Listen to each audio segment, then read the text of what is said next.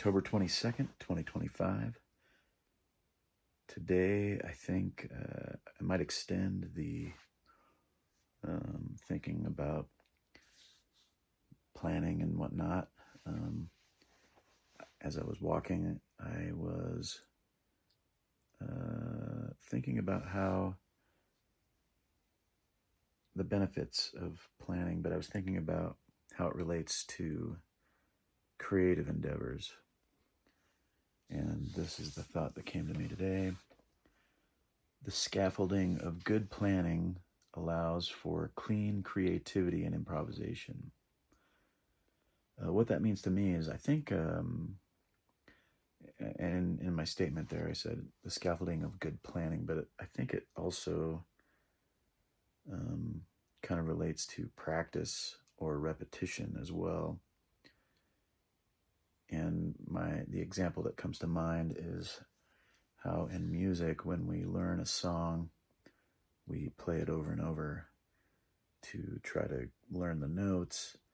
But eventually, when we have the notes, we can play it over and over until we perfect the kind of feel or vibe of a song.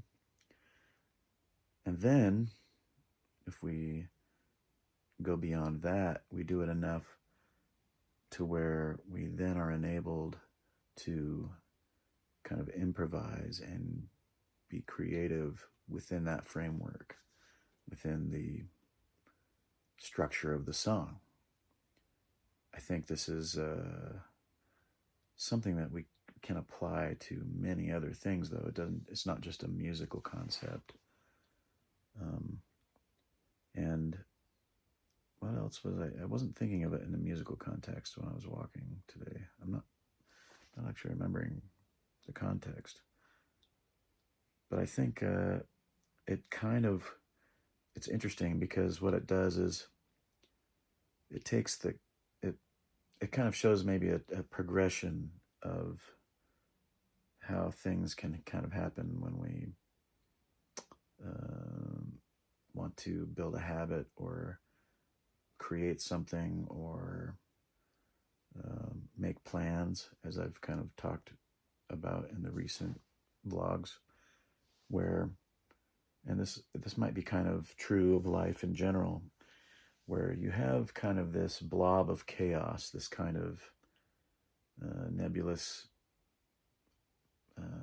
goal or plan or kind of desire. It's sort of vague. It's kind of like this cloud of possibility. And often we can kind of just start sculpting the cloud, just trying to realize something to come out of that, kind of manifest some sort of endeavor, some sort of creation. But if we plan something, plan better, create a plan of attack of how we might take the elements of that cloud of possibility, we can construct them in a more efficient way and ultimately create something that matches more closely to our desire, whatever it is, that we wanted to create, whether it's a piece of art or just a planned activity or like developing a skill. It can. I think this can apply to a lot of things. Then, with that developed skill, that piece of art, whatever,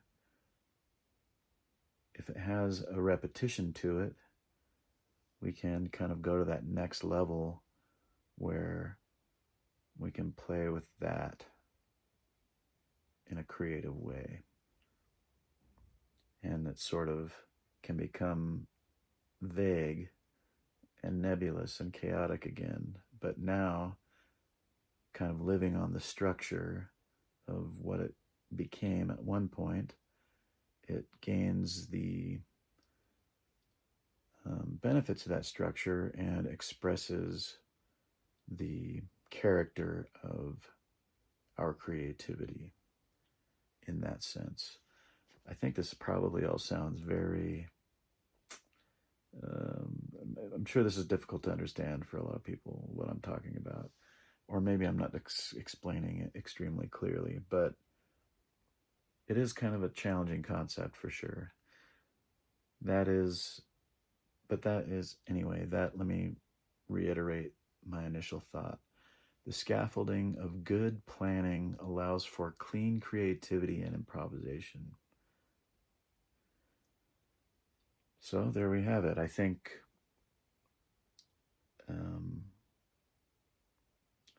it's a deep concept. This one is actually a deep concept, more so than maybe a lot of my other ones. But I think it is a foundational kind of thing. I think we can use it as a fundamental, in a sense, and also a goal. You know, if we want to truly be good at improvisation, we need to build good. We need to use the scaffolding of a good plan. We need to develop those fundamentals and practice a lot, strengthening those fundamentals. And eventually we can, with those fundamentals, really improvise and create in a new way, a more structured and beautiful way, in a sense, less chaotic, decisive chaos, in a sense. What does that mean for a call to action? Geez, I guess to me it means paying attention to fundamentals is important, and planning is important. If we truly want to create new art to stretch beyond where dabbling with a chaotic cloud can provide, planning is good. So lean into that. That's my call to action. Lean into good planning. I guess it's just a kind of reiteration of what I've talked about in the last couple of vlogs, I guess. The day was pretty normal for the most part, or at least it started normal. Got back to my app stuff, kind of worked on that until going on my walk, which today I'm trying to do at least one a week, where it's a walk, jog, alternating kind of exercise. Today though, I probably ran a little or jogged a little faster than I should have, because by mile 3 or 3.5, my right calf started having a lot of pain. I'm not even sure what it was, but I don't stretch. So that's a lesson to me that I should probably stretch. Because maybe that's all it was. I don't know, but it didn't really feel like a cramp, just like pain, just kind of a sharp pain in there.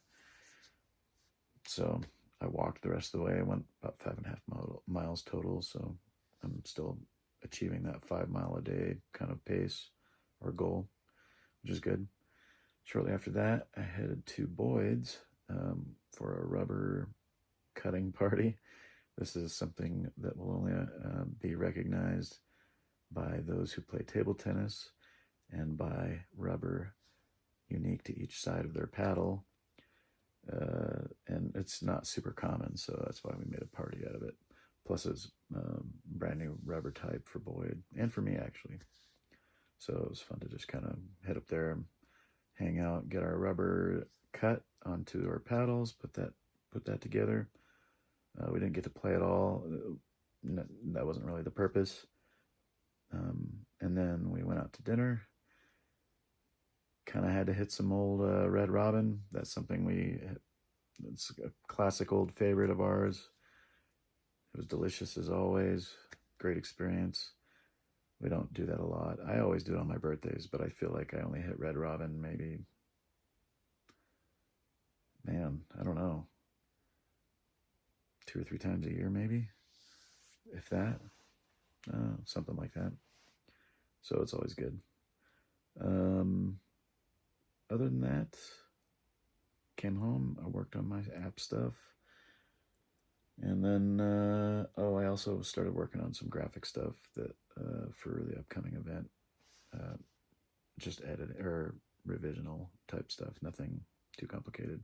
I still got a lot of work to do on it, but I need to go to bed. 2:50, so I'm about an hour later than I wanted to be going to sleep. I think going to sleep by 2 yesterday was a good thing. I slept quite well. Nearly, it said my little sleep score, the Apple sleep score thing said I got 95, so that's cool. I assume that was from going to bed at 2 rather than 3, what I'll be doing today. We'll see how it goes. Anyway, thanks for tuning in. Thanks for listening to my bizarre ramblings about planning and creativity. Hopefully that was useful. Take it easy, y'all. Until next time.